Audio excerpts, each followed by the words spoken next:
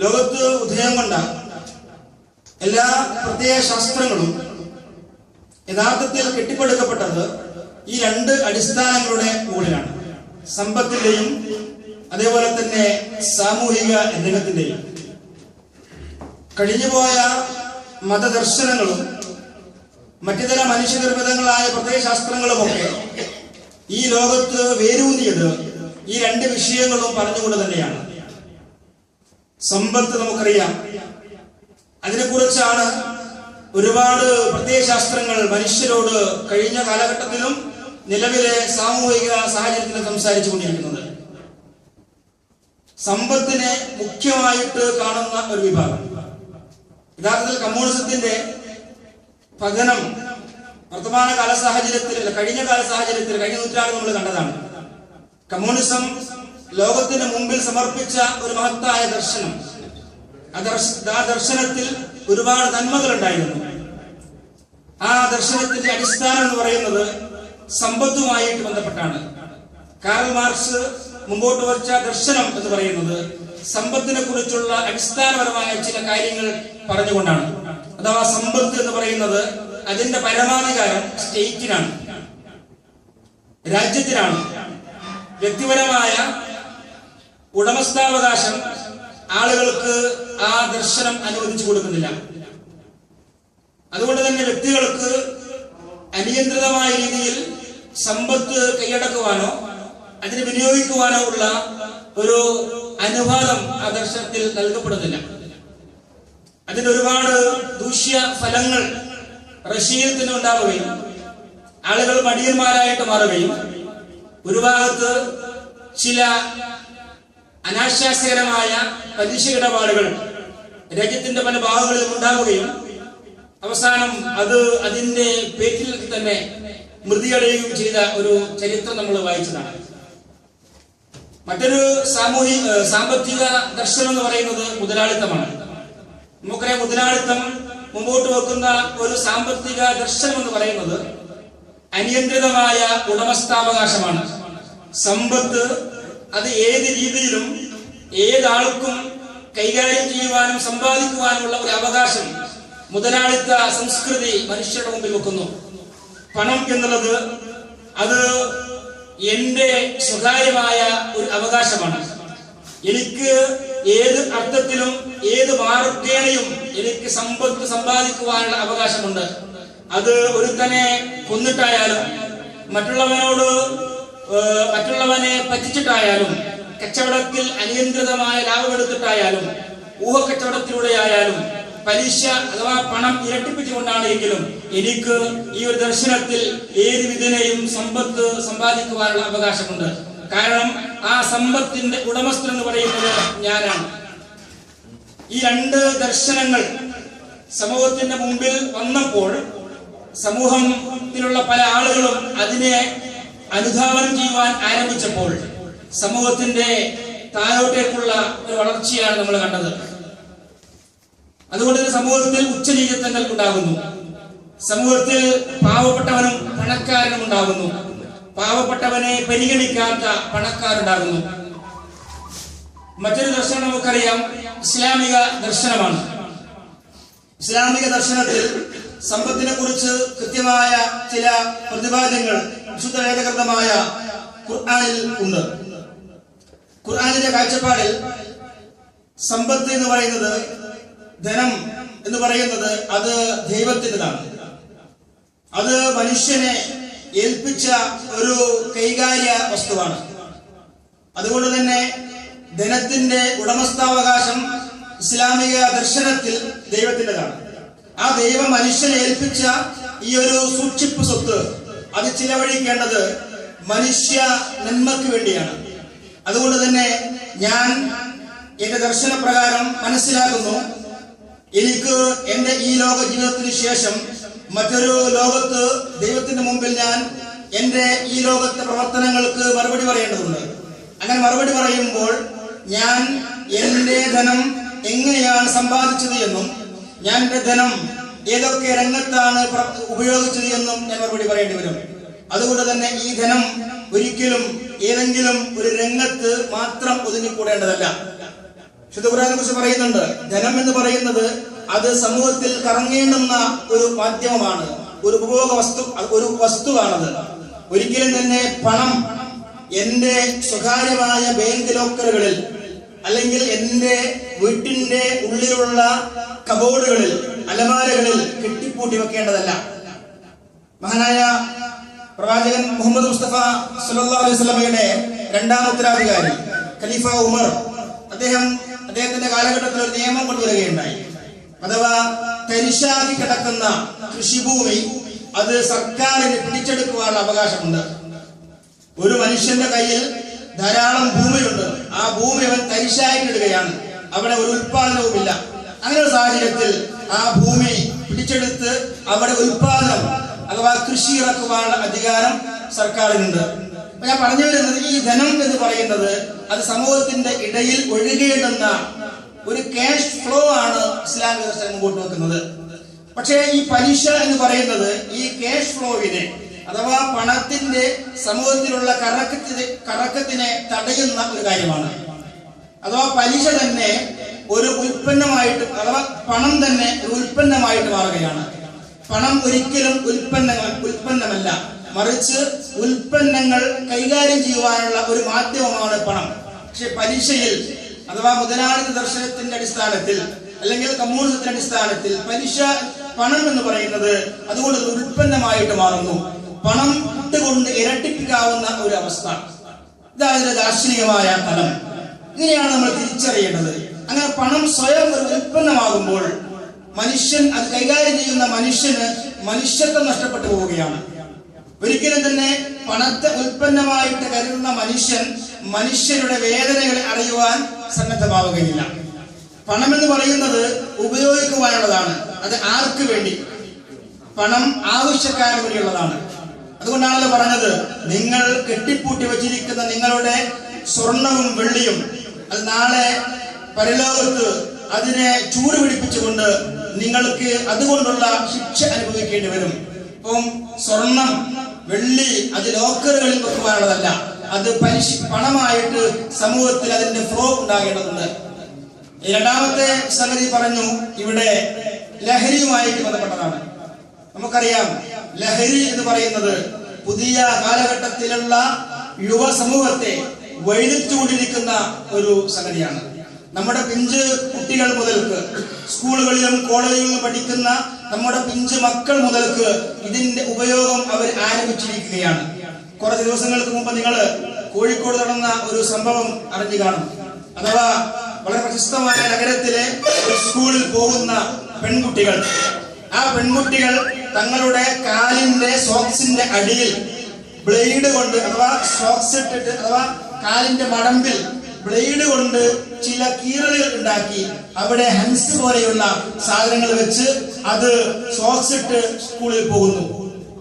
എന്ന് പറഞ്ഞാൽ ലഹരിക്ക് അടിപ്പെടുന്ന നമ്മുടെ വിദ്യാർത്ഥിനികൾ പോലും, ഇവിടെ നമുക്കറിയാം ബഹ്റൈൻ പ്രവാസികളുടെ ഇടയിൽ തന്നെയുള്ള വിദ്യാർത്ഥി സമൂഹത്തിന്റെ ഇടയിൽ പോലും ഇത്തരത്തിലുള്ള ലഹരിയുടെ, അത് കേവലം മദ്യം മാത്രമല്ല, മറിച്ച് മനുഷ്യന്റെ സുബോധത്തെ നശിപ്പിക്കുന്ന ഒരു വസ്വരീയമായ ലോകത്തേക്ക്, ഒരു യഥാർത്ഥമായ ലോകത്തേക്ക്, ഏതോ ഒരു സ്വർഗീയമായ ആനന്ദം നൽകുമെന്ന് ആരൊക്കെയോ അവരെ പറഞ്ഞു വിശ്വസിപ്പിച്ചിരിക്കുകയാണ്.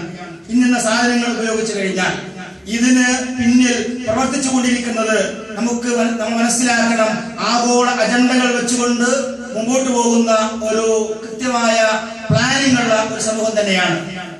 എന്ന് പറഞ്ഞാൽ പ്രത്യേകിച്ച് മൂന്നാം ലോക രാജ്യങ്ങളിലുള്ള യുവ സമൂഹത്തെ മദ്യത്തിന്റെയും മയക്കുമരുന്നിന്റെയും ഉള്ളിൽ തടച്ചിട്ട് കഴിഞ്ഞാൽ അവരുടെ ക്രിയാത്മകമായ ക്രിയാശേഷിയെ, ചലനാത്മകമായ അവരുടെ വിപ്ലവബോധത്തെ, യൗവനത്തിന്റെ തീഷ്ണതയെ ഇത്തരത്തിലുള്ള മദ്യത്തിന്റെയും മയക്കുമരുന്നിന്റെയും സഹായത്തോടുകൂടി തടച്ചിട്ട് കഴിഞ്ഞാൽ ആ ഒരു സമൂഹത്തെ തങ്ങളുടെ താല്പര്യങ്ങൾക്ക് അനുഗുണമായ രീതിയിൽ, തങ്ങളുടെ ഇച്ഛകൾക്ക് അനുകൂലമായ രീതിയിൽ മോൾഡ് ചെയ്തെടുക്കുവാൻ സാധിക്കും എന്നുള്ള ഒരു ദൃഢമായ ബോധത്തിന്റെ അടിസ്ഥാനത്തിലാണ് കാര്യങ്ങൾ മുമ്പോട്ട് പോകുന്നത്.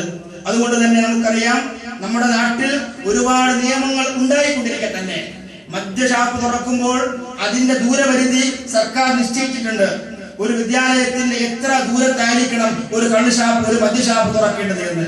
അതുപോലെ തന്നെ ആരാധനാലയത്തിന്റെ എത്ര ദൂരത്തായിരിക്കണം ഒരു മദ്യശാല പ്രവർത്തിക്കേണ്ടത് എന്നൊക്കെയുള്ള നിയമങ്ങൾ ഉണ്ടായിരിക്കെ തന്നെ നമ്മുടെ നാടുകളിൽ നടക്കുന്ന ഓണത്തിന്റെയും ക്രിസ്മസിന്റെയും പെരുന്നാളിന്റെയും മറ്റിതര ആഘോഷത്തിന്റെയും ഒക്കെ അവസരങ്ങളിൽ നമ്മുടെ നാട്ടിൽ പൊട്ടുന്ന കുപ്പികളുടെ എണ്ണം, അതുപോലെ തന്നെ ബീവറേജസിന്റെ വരുമാനത്തിന്റെ തോത് മനസ്സിലാക്കണം. അത് മുസ്ലിം നാടുകളെന്നോ അഥവാ മുസ്ലിം ഭൂരിപക്ഷ പ്രദേശങ്ങളെന്നോ ഹിന്ദു ഭൂരിപക്ഷ പ്രദേശങ്ങളെന്നോ അതേപോലെ തന്നെ ക്രിസ്ത്യൻ ഭൂരിപക്ഷ പ്രദേശങ്ങളെന്നോ ഉള്ള വ്യത്യാസമില്ല. എന്ന് മാത്രമല്ല, കേരളത്തിൽ ഏറ്റവും നല്ല അച്ചടക്കമുള്ളത്, കേരളത്തിൽ ഏറ്റവും നല്ല മതസൗഹാർദ്ദമുള്ളത് നമ്മൾ മനസ്സിലാക്കണം. സാധാരണ വിപണിക്കാരൊക്കെ പറയുന്നത് പോലെ ബീവറേജസിന്റെ മുമ്പിലാണ്. ഇത്രമാത്രം ക്ഷമയോടുകൂടെ, സാധാരണ പറയുന്ന മലയാളികൾക്ക് തീരെ ക്ഷമയില്ല എന്ന്, പക്ഷേ ഒരു ക്വാർട്ടറിന് വേണ്ടി ഒരു ഫുള്ളിന് വേണ്ടി നമ്മുടെ യുവാക്കൾ ഈ ബീവറേജസിന്റെ മുമ്പിൽ നിൽക്കുന്ന ആ ക്യൂ, അവരുടെ ആ ഒരു ക്ഷമ, അവരുടെ സഹനം, അവരുടെ പരസ്പരമുള്ള സഹകരണം, മതസൗഹാർദ്ദം, ഇതൊക്കെ വല്ലാത്ത ഒരു കാര്യമാണ്. അപ്പൊ അതിന്റെ മുമ്പിൽ എല്ലാ ആളുകളും തുല്യരാണ്. അപ്പൊ നമ്മൾ പറഞ്ഞു തരുന്നത് ഇങ്ങനെ ഈ രണ്ട് തിന്മ എന്ന് പറയുന്നത് തിന്മയായിട്ട് മനസ്സിലാക്കിയിട്ടുണ്ട്. പക്ഷേ പൂച്ചക്ക് ആര് മണികെട്ടുന്നതാണ് വിഷയം. ഇതിന് പ്രായോഗികമായ ബദല് കാണിക്കാത്തിടത്തോളം കാലം ആളുകൾ ഇങ്ങനെ തന്നെ മുമ്പോട്ട് പോയിക്കൊണ്ടിരിക്കും. ഖുർആനില് അല്ലെങ്കിൽ ബൈബിളില് വേദഗ്രന്ഥങ്ങളിൽ ഇതൊക്കെ അടിവരയിട്ട് പറയുന്നത് തിന്മയാണ് എന്ന്. പക്ഷേ ഈ തിന്മയെ പ്രതികരിക്കുവാൻ അതിന്റെ പ്രായോഗികമായ ചില ബദലുകൾ നമ്മൾ സമൂഹത്തിന് മുമ്പിൽ സമർപ്പിക്കേണ്ടതുണ്ട്. അതിലൊന്ന് എനിക്ക് പറയുവാനുള്ളത്, നമ്മൾ പലിശക്കെതിരെ സംസാരിച്ചു കൊണ്ടിരിക്കെ എന്തുകൊണ്ട് ആളുകൾ പലിശക്കെണിയിൽ പെടുന്നു ആലോചിക്കേണ്ടതാണ്. പ്രവാസികളായ ആളുകൾ, ഒരുപാട് ആളുകൾ പലിശക്കെണിയിൽപ്പെട്ട്, ഇപ്പൊ കഴിഞ്ഞ ദിവസം നമ്മൾ പത്രത്തിലും മീഡിയയിലൊക്കെ വായിക്കുകയുണ്ടായി. ബഹ്റൈനിൽ തന്നെയുള്ള ഒരു സ്ത്രീ 4 ലക്ഷം രൂപക്ക് വേണ്ടി തന്റെ വീട് പത്രത്തിന്റെ പേരിൽ പലിശക്കാരന്റെ പേരിൽ എഴുതി കൊടുക്കുകയും അവസാനം 20 ലക്ഷത്തിൽ അത് മറ്റൊരാൾക്ക് അമ്മാവൻ തന്നെ മറിച്ച് അയാൾ വിൽക്കുകയൊക്കെ ചെയ്ത ഒരു സംഭവം. അപ്പൊ ഞാൻ പറഞ്ഞു വരുന്നത്, ഇത് എന്തുകൊണ്ടാണ് സംഭവിക്കുന്നത്? 2 കാരണം കൊണ്ടാണ് മനുഷ്യൻ കടക്കാരനാകുന്നത്. ഒന്ന്, അവന്റെ ജീവിത സന്ധാരണ മാർഗത്തിലൂടെ ലഭിക്കുന്ന അവന്റെ വരുമാനം അവന്റെ ചെലവിന് വരാതെ തികയാതെ വരുമ്പോൾ അത് നിർബന്ധിതമായ അവസ്ഥയിൽ ചിലപ്പോൾ അവൻ പലിശക്കാരെ സമീപിക്കേണ്ടി വരും. യഥാർത്ഥത്തിൽ നിർബന്ധിതമായ സാഹചര്യം അവനുണ്ടാകുന്നത് അഥവാ അവന്റെ കുടുംബത്തെ, അവന്റെ മക്കളെ, അവന്റെ ജീവിതത്തെ അവൻ നന്മയിലേക്ക് മുമ്പോട്ട് കൊണ്ടുപോകുവാൻ സാധിക്കാതെ വരുമ്പോൾ അവൻ പലിശക്കാരെ സമീപിക്കുന്നു. അവിടെ വേണ്ടിയിരുന്ന, അവിടെ കുറ്റക്കാരനില്ലാത്ത സമൂഹമാണ്, അവന്റെ കൂടെ ജോലി ചെയ്യുന്ന ആളുകൾ, അവന്റെ സംഘടനയിലുള്ള ആളുകൾ, അവന്റെ പ്രസ്ഥാനത്തിലുള്ള സഹപ്രവർത്തകരായ ആളുകൾ. ആ മനുഷ്യർക്ക് ഈ മനുഷ്യന്റെ പ്രശ്നം അവിടെ പ്രശ്നമായി തിരഞ്ഞെടുക്കുവാൻ സാധിച്ചിരുന്നുവെങ്കിൽ, ആ പ്രശ്നം പരിഹരിക്കുവാൻ സാധിച്ചിരുന്നുവെങ്കിൽ അവൻ പലിശക്കാരെടുത്ത് പോകുകയുണ്ടായിരുന്നില്ല. രണ്ടാമത്തത്, ആളുകൾ കടക്കാരാകുന്നത് ആർഭാടത്തിനും അതുപോലെ തന്നെ പൊങ്ങച്ചത്തിനും വേണ്ടിയാണ്. നമുക്കറിയാം, പ്രവാസികളാണ് നമ്മൾ ഇവിടെ വരുമ്പോ നമ്മുടെ മനസ്സിലുള്ള ചില സ്വപ്നങ്ങളുണ്ട്. അതിലൊന്ന് ഒരു നല്ല വീടാണ്, മറ്റൊന്ന് എൻ്റെ മക്കളുടെ, പെൺമക്കളുടെയും ആൺമക്കളുടെയും ഒക്കെ വിദ്യാഭ്യാസവും വിവാഹവുമാണ്. അതുപോലെ നാട്ടിലുള്ള സഹോദരിയുടെ അല്ലെങ്കിൽ മറ്റുള്ള ഇങ്ങനെയുള്ള ചില ചിലവുകൾ. ഈ ചിലവുകൾ നടത്തേണ്ടതില്ല എന്നല്ല, പക്ഷേ ആ ചിലവുകൾ നമ്മൾ നടത്തുമ്പോൾ ഞാൻ എൻ്റെ വരുമാനത്തെ കുറിച്ച് കൃത്യമായിട്ട് ഓർക്കേണ്ടതുണ്ട്. നമ്മുടെ വരുമാനത്തെ കുറിച്ച് ഓർക്കാതെ നമ്മൾ ചിലവ് ചെയ്യുവാൻ വേണ്ടി ശ്രമിക്കുമ്പോൾ, അഥവാ എനിക്ക് വീട് എന്ന് പറയുന്നത് അത്യാവശ്യമാണ്, പക്ഷെ ആ അത്യാവശ്യം അത് എന്റെ വരുമാനത്തിന്റെ ഉള്ളിൽ നിന്നുകൊണ്ട് തന്നെ നിർവഹിക്കുവാൻ ഞാൻ ശ്രമിക്കേണ്ടതുണ്ട്. പക്ഷെ നമ്മുടെ വീട് നിർമ്മാണം ഇത് എങ്ങനെയാണ്? വീട് എന്ന് പറയുന്നത് ഇന്ന് എന്റെ ആർഭാടത്തിനുള്ള, എന്റെ പൊങ്ങച്ചത്തിനുള്ള ഒരു രീതിയാണ്, ഒരു കാര്യമാണ്. വിവാഹവും അങ്ങനെ തന്നെയാണ്. അപ്പോൾ ഇത്തരത്തിൽ പൊങ്ങച്ചത്തിന് വേണ്ടിയിട്ടും ആർഭാടത്തിന് വേണ്ടിയിട്ടും ആളുകളുടെ മുമ്പിൽ മേലെടുക്കാൻ വേണ്ടിയിട്ടും ഒക്കെ ഞാൻ പലിശക്കാരനെ സമീപിക്കുന്നു. അങ്ങനെ പലിശ എടുത്തിട്ട് ഞാൻ വീടുണ്ടാക്കുകയും അവസാനം ആ വീട്ടിന്റെ പെയിന്റ് അടിക്കുവാൻ വീണ്ടും ഞാൻ പലിശക്കാരെ സമീപിക്കുകയും ചെയ്യുന്ന ഒരു ദുരവസ്ഥ ഇത് നമ്മൾ മാറ്റേണ്ടതുണ്ട്. അപ്പോൾ ഇങ്ങനെ 1-2 കാര്യങ്ങൾ, അഥവാ നമ്മുടെ സമൂഹത്തിൽ ഈ ഒരു ക്യാമ്പയിനുമായിട്ട് നിങ്ങൾ പുറത്തേക്ക് ഇറങ്ങുമ്പോൾ ഈ പലിശയുടെ ഭീകരതയെ കുറിച്ച് പറഞ്ഞുകൊണ്ട് തന്നെ, അതുപോലെ തന്നെ ലഹരിയുടെ മാരകമായ യുഗത്തിനെ കുറിച്ച് പറഞ്ഞുകൊണ്ട് തന്നെ ചില പ്രായോഗികമായ ബദലുകളും അങ്ങനെയുള്ള ബോധവൽക്കരണങ്ങളും നിങ്ങൾക്ക് മുമ്പോട്ട് വെക്കുവാൻ സാധിക്കേണ്ടതുണ്ട്. ഉദാഹരണത്തിന് വെളിച്ചം വെളിയം കൂടി എന്ന് പറയുന്ന ഈ സംഘടനയുടെ ഉള്ളിലുള്ള ആളുകൾക്ക് വേണ്ടിയെങ്കിലും ഒരു പലിശ രഹിത ബദൽ സംവിധാനം നിങ്ങൾക്ക് ആരംഭിക്കാവുന്നതാണ്. അങ്ങനെ ആരംഭിക്കുകയും വളരെ മനോഹരമായ രീതിയിൽ വിജയകരമായ രീതിയിൽ നമ്മുടെ നാട്ടിൽ പ്രവർത്തിച്ചുകൊണ്ടിരിക്കുന്ന മൈക്രോ ഫൈനാൻസ് സംരംഭങ്ങൾ ധാരാളമുണ്ട്. ഇന്ത്യ രാജ്യത്ത് ഒരുപാട് മൈക്രോ ഫൈനാൻസിംഗ് സംവിധാനങ്ങൾ നിലവിലുണ്ട്.